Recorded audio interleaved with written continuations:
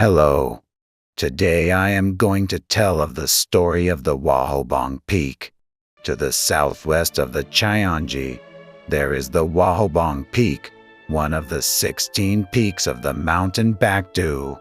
The geographic feature of the mountain is rough and look dignified, and the peak is a little over 2,500 meters above sea level.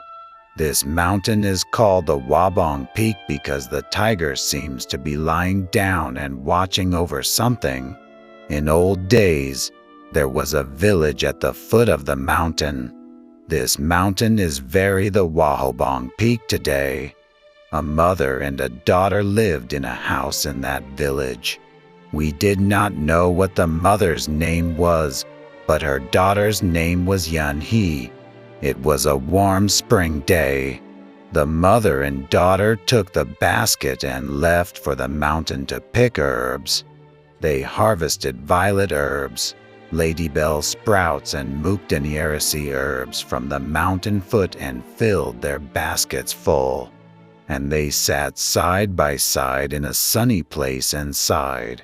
A bunch of yellow flowers bloomed not far from where they sat. Mom, look at those flowers! How beautiful they are! Being struck with admiration, Yun-hee went to pick flowers. In fact, there were not only yellow flowers but also red flowers and white flowers blooming here and there. Those flowers were tempting her. She ran around and was absorbed in picking these flowers or those flowers. Suddenly, she found a tiger's cub that had dark red lines on the yellow background. Oh my God! Here's a baby tiger! Yun-hee threw flowers about and carried a tiger's cub to her mother, holding on her arms. What the hell is this? What? If you take this cub, the mother tiger will come and make a serious fuss. Oh, look at this! It's skinny because it can't get breastfeed. It's such a pity. It can't even keep its eyes open. Only then did the mother take the tiger's cub from her daughter and hold it in her arms. The cute cub of a tiger had a slim belly and a short breath. I guess that its mother was caught by a hunter. Mommy! I want to take it home and bring it up. The mother did not say anything else and handed over the tiger's cub to her daughter. Yun-hee took the tiger's cub in her arms and looked at it with a gentle gaze and stroked it friendly. The mother and daughter backed home and soaked beans in hot water. No sooner the beans spread than they ground them on a millstone and filtered out dregs. Yun-hee spooned the bean water and fed it to the tiger's cub. With the hearty care of the mother and daughter, the tiger's cub began to grow up. Yun-hee loved the tiger's cub very much. When she went out, she took it in her arms, and when she went to bed, she made it lying down next to her. She even gave the tiger's cub the name, the Darling. Before long, it was admirable that the clever darling caught the calling of its own name. When Yun-hee said, Come on, darling. Darling fell into her lap, and when she said, Let's go out, darling. Darling get up and followed her around like a shadow. After Yun-hee found out Darling liked meat, she went to the riverside and caught fishes and fed Darling with them. One day, Yun-hee went out with Darling and was coming home. Then, just as she and the cub were entering the courtyard, they saw that the yellow dog was spreading out a piece of meat as big as a fist. The meat was brought by that dog from somewhere. Then Darling ran away toward the dog and tried to take it. The yellow dog, that was snarling at the cub of tiger, threw away the meat and fought against the cub of tiger that was lunging toward it. The dog bit off the left ear of Darling so quick.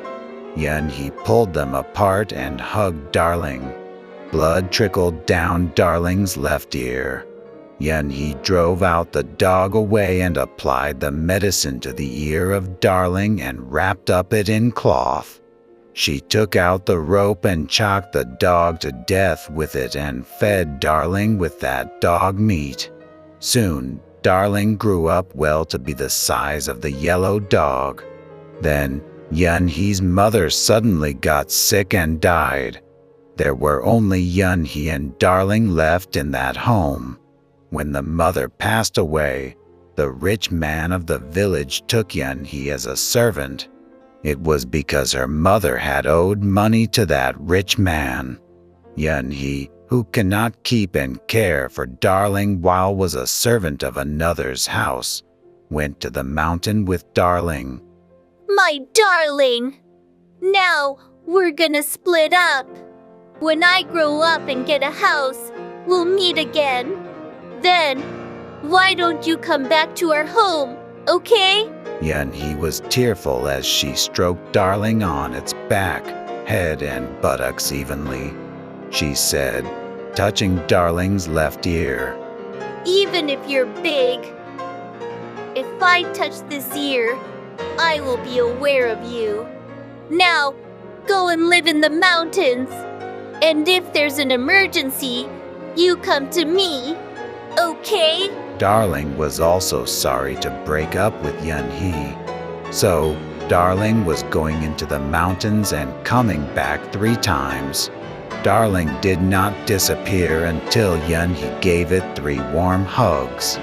Even after Yun-hee became a servant of a rich family, she and Darling always met. Sometimes at the fountain of the mountain foot, sometimes at the head of the field, sometimes at the mountain. So soon, Yun-hee became mature, and Darling also grew up quite a tiger.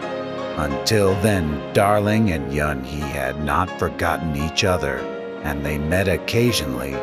So, the tiger also knew that Yun-hee and the simpleton bachelor of the village were whispering lovingly to each other. One night, the rich guy ran into Yun-hee's room and tried to rape her.